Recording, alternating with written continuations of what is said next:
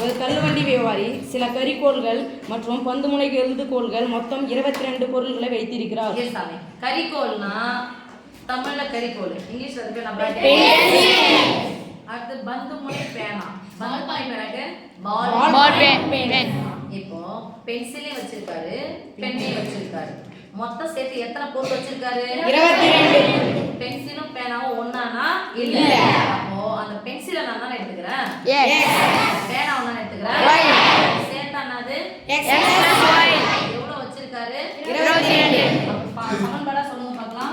x + y = 28. ஓகேவா? அடுத்து சொல்லுங்க சாமி.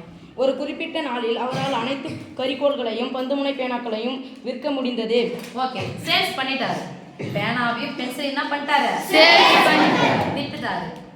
வித்துட்டாருன்னா பென்சிலோடைய மதிப்பு சொல்ல போறாங்க, எவ்வளோ விலைன்னு சொல்ல போறாங்க. பேனாவுடைய விலை சொல்ல போறாங்க.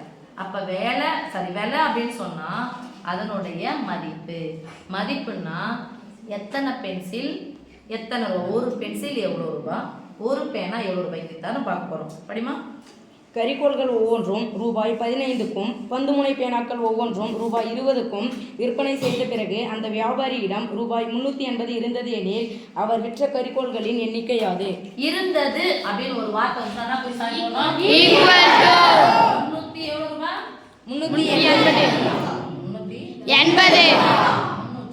நிறைய பேர் புக்கு பார்த்ததே இல்லை. 300 அப்படியே நிறுத்துறது யாரா பார்த்து சொல்லி சரி. ரூபாய் போடணும். அப்ப ரூபாய்னா அதனுடைய மதிப்பு. ஒரு பென்சில் எவ்வளவு ரூபாய்க்கு விற்கிறாரு? அப்ப எப்படி போடணும்? பென்சிலை தானே எடுத்துக்கிறேன். அப்ப 15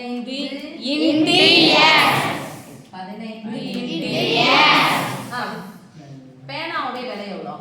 ரூபாய் 20. அப்ப எப்படி போடணும்? +20 சேர்ந்தா விற்கிறாரு. பிளஸ் ஒரு பேனா 20 ரூபாய், ஒரு பென்சில் 15 ரூபாய் சேர்த்து வித்துட்டாரு. எவ்வளவு அவருக்கு இருந்துச்சு அவருக்கு விற்கும் போது? 380 ரூபாய். ஓகேவா? இப்போ இதான் சமன்பாடு தீர்க்கிறதுக்கான வழிகள். x உடைய மதிப்பும் ஒரு பென் எவ்வளவு பென்சில் இருந்துச்சு, எத்தனை பென்சில் வித்தாரு, எத்தனை பேனா வித்தாரு, அதான் கேட்டிருக்காங்க. ஓகே, xy இதெல்லாம் பொதுவா இருக்கான்னு பாருங்க. 5 0 என்று முடித்தால் எத்தனை வாய்ப்பு? 5 வாய்ப்பு சொல்லுங்க. 3 5 5 4 5 20. 3ல 5 அடங்காது. 38ல எத்தனை 5 இருக்குது? 7 5 35 மீதி 1. எத்தனை 5 இருக்குது? 6 5 30. சமன்பாடு சுருக்கி சொல்லுங்க. 3x + 4y = 76. இதான் முதல் சமன்பாடு. இதுதான் இரண்டாவது சமன்பாடு. என்ன பண்ண போறோம்? அடுத்து கண்டிஷன் எது பார்க்க போறோம்? கெழுக்கள் சமமா இருக்கான்னு பார்க்கிறோம். x இனுடைய கெழு 1, y இனுடைய கெழு 1. x இனுடைய கெழு 3, y இனுடைய கெழு 3 சமமா இல்ல. அப்போ இந்த 3x மாதிரி இங்கே 3x வர வைக்கிறேன்.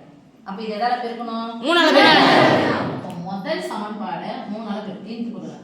முதல் உறுப்பு மட்டும் தான் 3 ஆல பெருக்கணுமானா? இல்ல. ஒட்டு மொத்தமா சமன்பாடுக்குள்ள எதால பெருக்கணும்? 3 ஆல பெருக்கணும். 3 ஓகே, எஸ் மிஸ். அதை போட்டுருங்க. இங்க பெருக்கி இங்க எழுதுங்க. 3 x 3x உண்மைங்களா ஒண்ணுங்க அர்த்தம்? Yes miss. பிளஸ் 4 y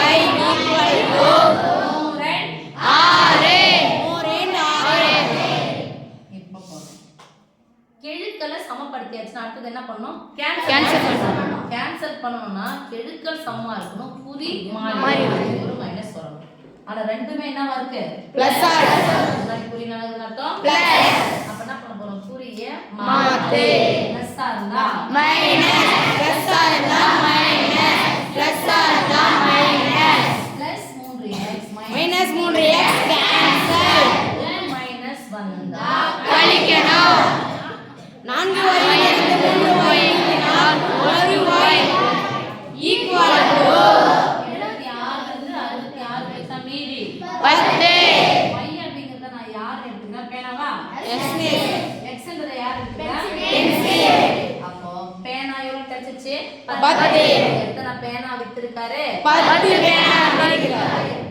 10 பேனா கூட எதை சேர்த்தா 22. அதான் அர்த்தம். 10 கூட எதை சேர்த்தா 25? 12. This implies